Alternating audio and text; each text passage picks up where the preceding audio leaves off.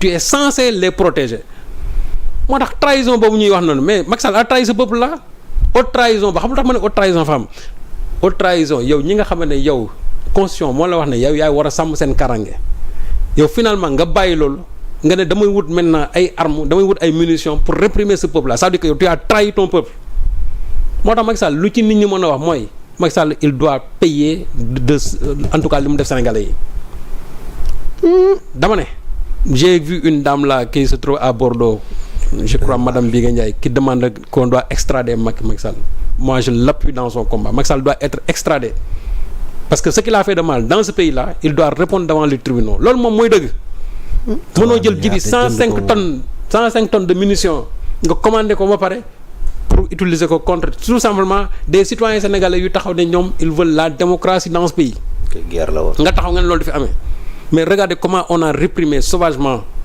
la résistance des patriotes amul lu ñu dajul dans ce pays là moo tax tey su ma déggee nit ñi patriotes li ñu daj boo déggee nit ñi tey ñu taxaw ne woy ay nomination lii nangam ak nangam alors que ce sont ces gens là qui se sont battus ba bàyyi ci seen bakkan pour ce pays là vous pensez que ces gosses là ils ne méritent pas d'être nommés à des postes s'ils ont les compétences dama ne nañ leen nommer ci postes yi bu ñu amee compétences yi prenez-les mettez-les dans les postes parce que nit nag booy gouverner da ngay gouverner ñoo xam ñoom nga amal confiance mais mënoo jël ñoo xam amu ñoom benn confiance ne da nga leen fa war a teg man pour man loolu ànduma ci. voilà moom war nañ cee def lumière. oui ak itam ñi décédé. mais moo tax parce que yaa ngi koy wax ci sax ci journal bi te loolu moom daanaka ñëpp xam nañ ko. mooy palais dañ ko exclure ci champ wu commande munitions. mais c'est ça. selon article wala décret sax laay wax. 2020. mais ci lu 25 mars 2020. mais ci lu leer ils n'ont pas le droit de commander palais pour fii ñi fa war a commander xam nañ ko c'est la police la gendarmerie la brigade des sapeurs-pompiers ñoo war a commander ay dof lañ ñu jàppee ko. ñoo même gis nga xool même le ministère de l'environnement Abdou Karim Sall ci boppam amul sax droit commander. oui article décret moo ko wax lii c'est la loi quoi. moom sa commande dafa waroon transiter par l'armée ou bien la police la gendarmerie mais Abdou Karim Sall en tant que ministre de l'environnement amul benn maxam pour commander ay armes. lii moom c'est grave. c'est-à-dire que loolu tey su amoon mooy palais bi ku mu neex bu la neex nga armé wu. toog di xaar. oui parce que droit moo encadré lii. moom li ma leen liiral sànq. moo ko encadré léegi nag lan moo tax ñoom Macky Sall jalgati loolu.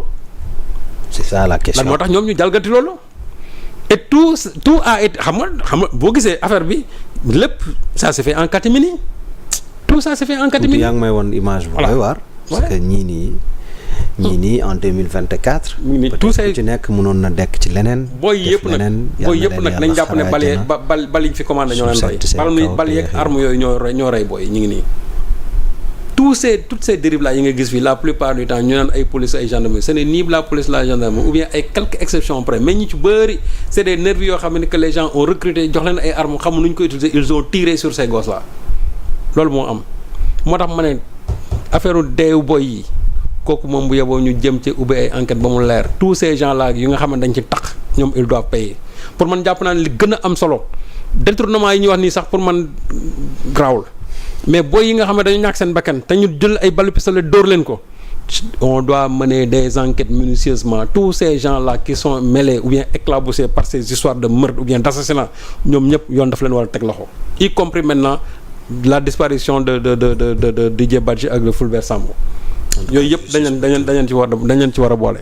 ñii ñëpp war nañoo. et ça loolu nag il faut que mu am une justice forte boo xamante ni qui ne dépend d'aucune en tout cas puissance ni exécutive ni législative parce que ñoom aussi c'est une institution boo xam ne ni indépendante mener seeni enquête comme cela se doit mais loolu aussi bien sûr ordre du procureur de la comment dirais-je du ministre de la justice garde des sceaux waaw loolu moom lu ñu war a taxaw la parce que il faut rendre justice nag vraiment à ces martyrs man jàpp naa ne loolu mooy dëgg tant que defuñu ko nañ jàpp ne ce Sénégal gii boo deful ndànk pour mu am yenn stabilité dina am problème donc il faut nécessairement qu'on ouvre des enquêtes sur et faire la lumière sur l'ensemble de ces gosses là yi décédés pendant la résistance patriotique te li ma lay wax mooy rek les armes commandées par AKS génnu ci ak aussi les armes commandées par le palais présidentiel ñoom tamit génnuñu ci sur tout ce qui s'est passé pendant ces 3 ou 4 dernières années.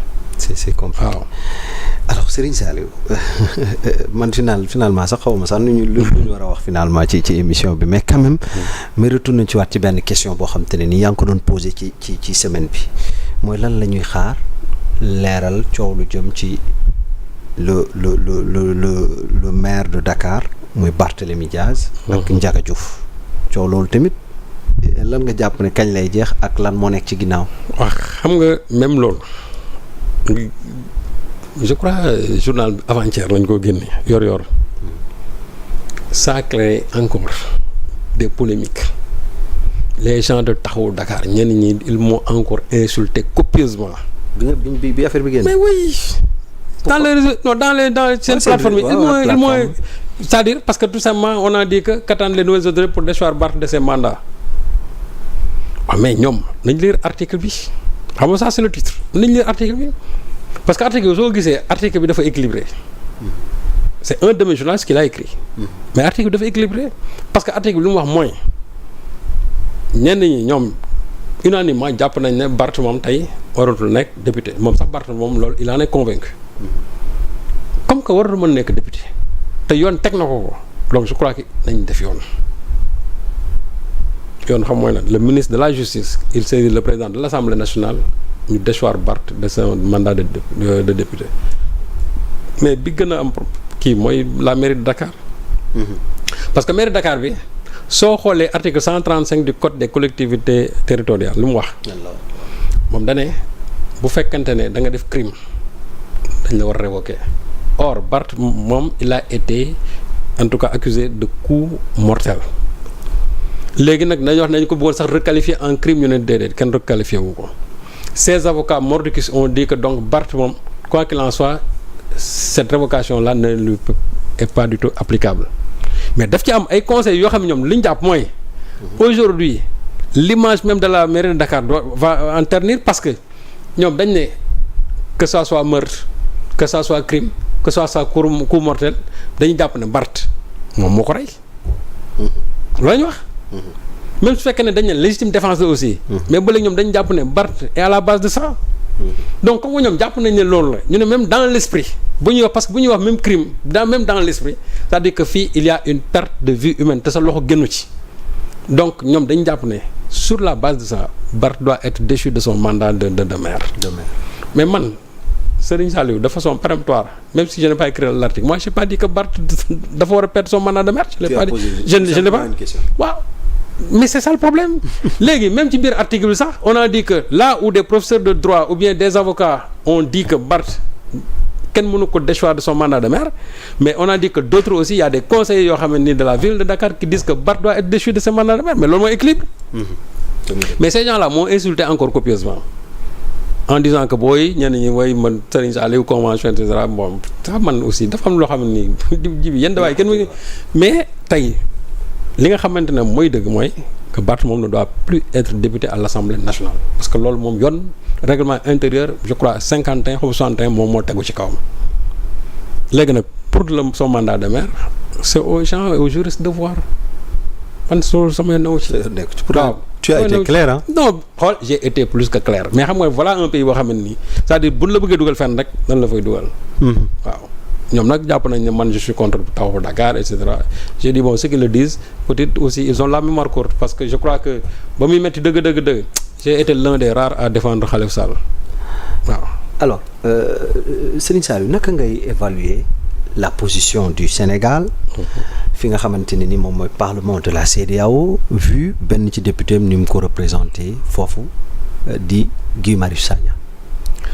Vraiment j'ai été content quand j'ai vu Guy Marius Sagna secouer le parlement de la CEDEAO parce que nag man jàpp naa ne la révolution du souverainisme là est en marche parce que xam nga souverainisme boobu dafa war a feeñ jusque ñun dans nos institutions sous-régionales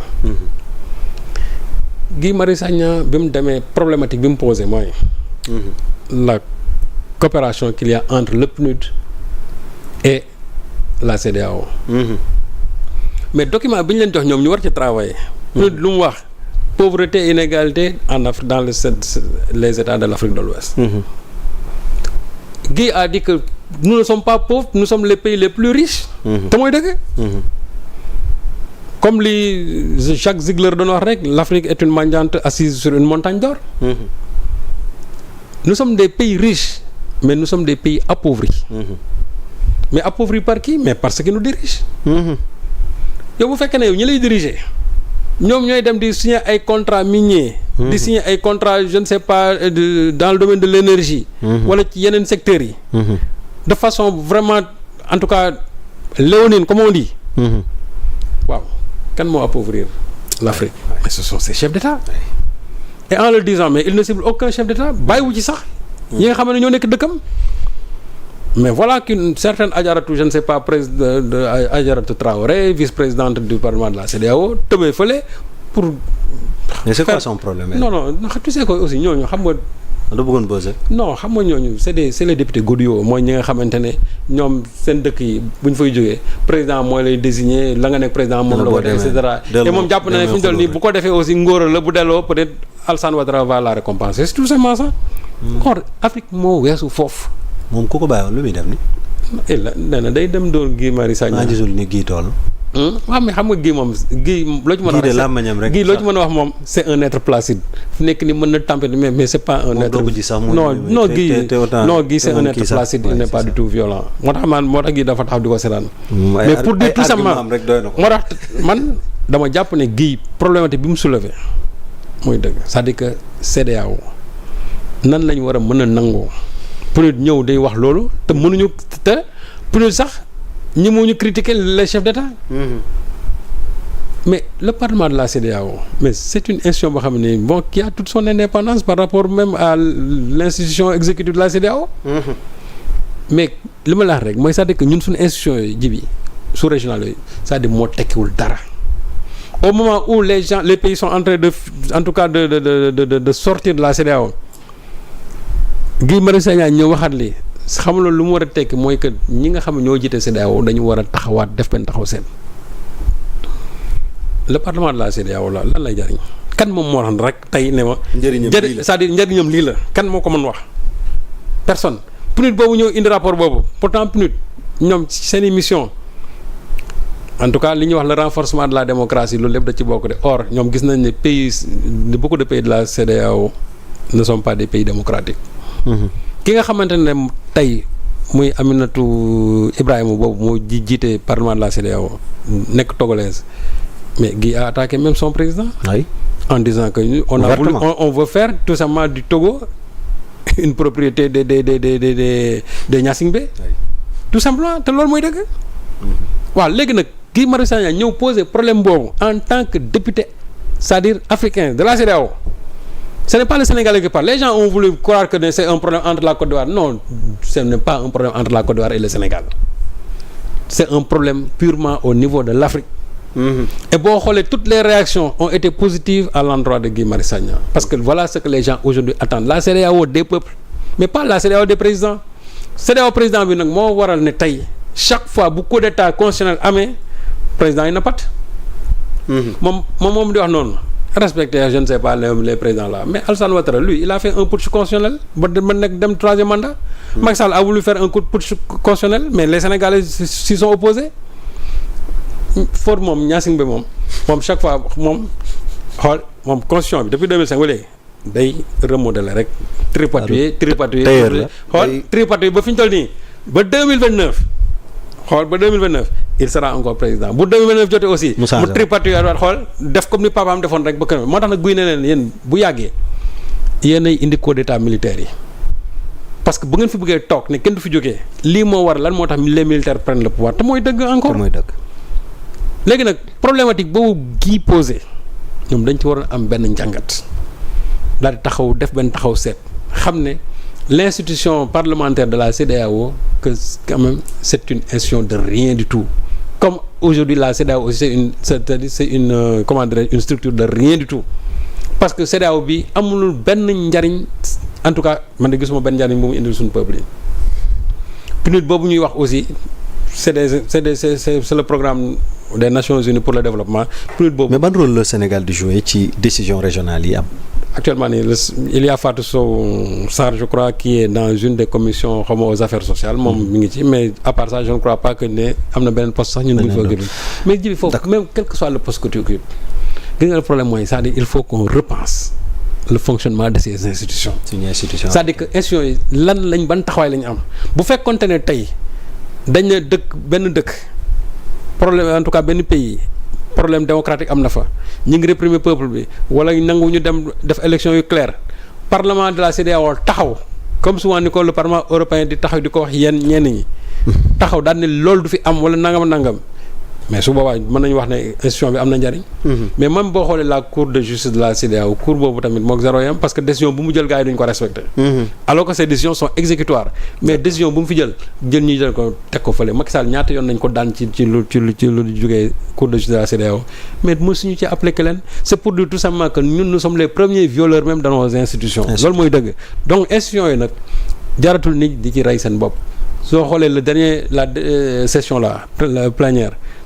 gisoo fa sax député yu bëri alors que le parlement compte 115 membres mais gisoo fa presque kenn parce que les gens ne sont plus en tout cas attirés par cette institution là qui finalement n'est que le reflet nag de ces chefs d'État yi nga xam ne ils veulent s'éterniser au pouvoir.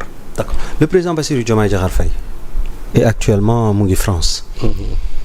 Lan mooy importance su cette visite là ci relation yi entre le Sénégal et la France. mais xam nga. avec solos tamit déplacement mais ji bi xam nga ne c'est demain l'ouverture des Jeux Olympiques. C'est demain. L'ouverture des Jeux Olympiques mais Jeux Olympiques ji bi mais c'est la compétition sportive la plus illustre du monde.